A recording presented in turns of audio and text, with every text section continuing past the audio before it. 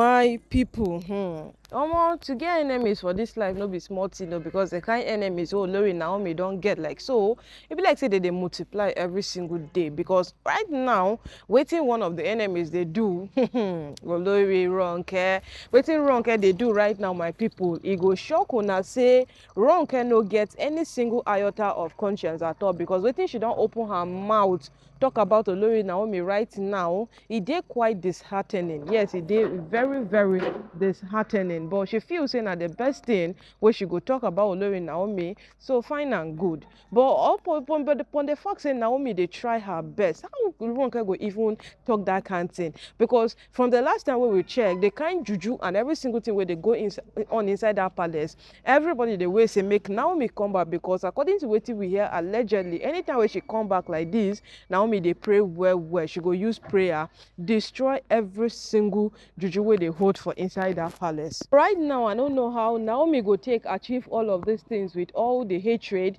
every single thing wey dey come after her. Because wetin we hear allegedly, Ooni's father really wants Naomi back into the palace. Because when Naomi was still in the palace, Naomi's prayer was saving a lot of things inside the palace. Because all these women, they are involved in so many juju, this one, that one. I know it was causing lots of headache for them in the palace. But with Naomi's presence, they appreciated so much that the lady was able to control and manage a lot of things. Now, nobody will understand the reason why Ooni's father sees it very important that Naomi returns back.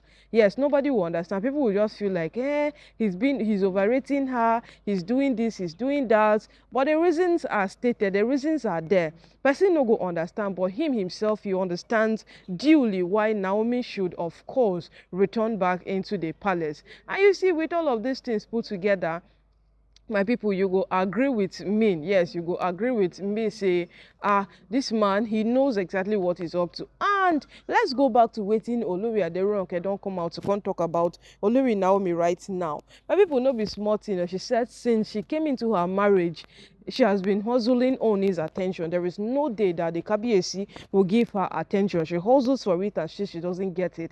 It has just been Naomi. Every single thing it's Naomi. Naomi willingly gets Kabiyesi's attention while she hustles for it. There is nothing that Kabiyesi will do for her willingly except she asks for it. Yes, but if it is Naomi, we hear Kabiyesi did this, Kabiyesi did that. She went further to speak about the renovation of the house Kabiyesi did for Olori Naomi. She said that they did a renovation of a house and Naomi is leaving that house to come back to Ife. So now who is going to stay in the house? Kabiyesi does things that Naomi did not really ask for. You know, she's actually trying to drag both of them put together. Yes, that's what she's doing. She's trying to drag the both of them. But right now, no, I don't know how true what she's saying is, because we know that she actually pushed Kabiyesi away from her.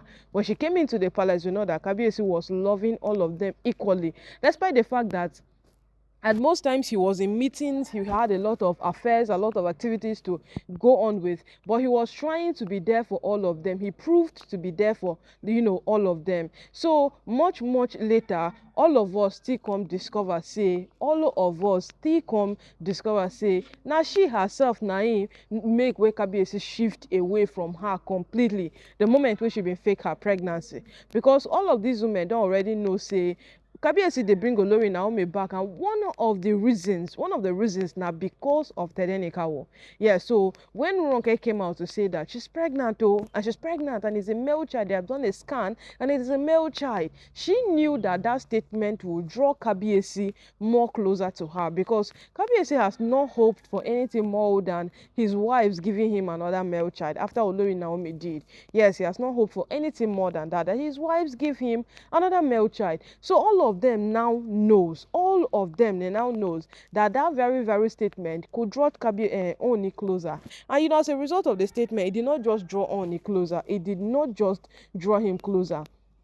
What actually happened was Oni suspended every single thing about Olori Naomi returning back into the palace, and he focused on her.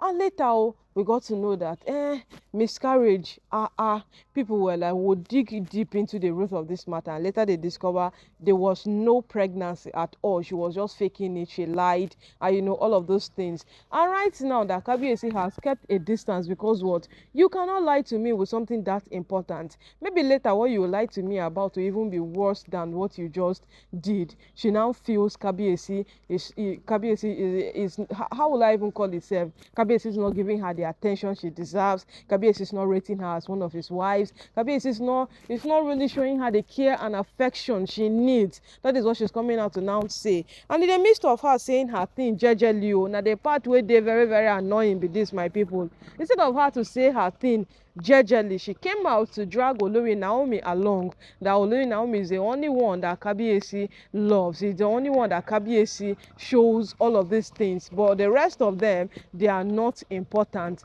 Yes, they are just an additional number that Kabiyesi keeps in the palace. They are nothing.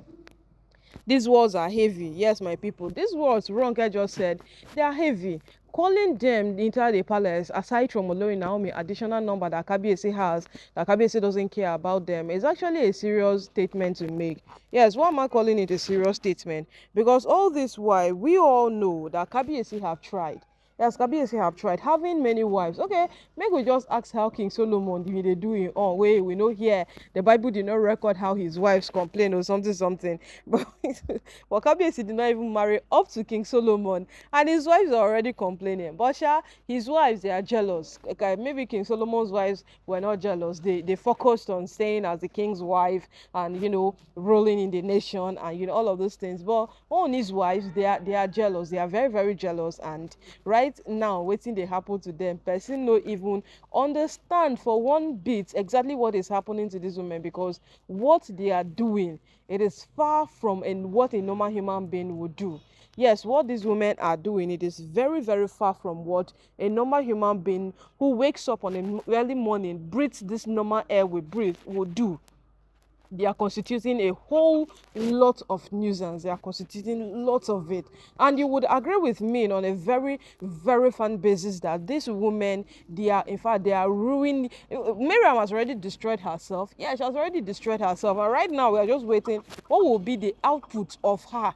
Again, that's what we are waiting to hear. And right now, Ronke has come out again. Ronke, I don't know, but I feel to a very large extent that Ronke is now banking on every single thing. Yes, every single thing at all. Ronke is banking on it. She's just looking for every single thing to talk about. She's looking for every single thing to, engage on and make an issue out of it. But I pray she doesn't get what she's looking for, because right now, she coming out to come and, accuse Olori Naomi of stealing Kabiyesi away from them, making them look so inferior that like they're nothing inside the palace. She's only telling us the reasons why she's fighting Naomi. Yes, because all this while we have not even understand or laid one fact as for why she's fighting Naomi aside Tedenikawo. And fighting Naomi because of Tedenikawo, what exactly do they want of Tedenikawo? Make we leave that one for another day.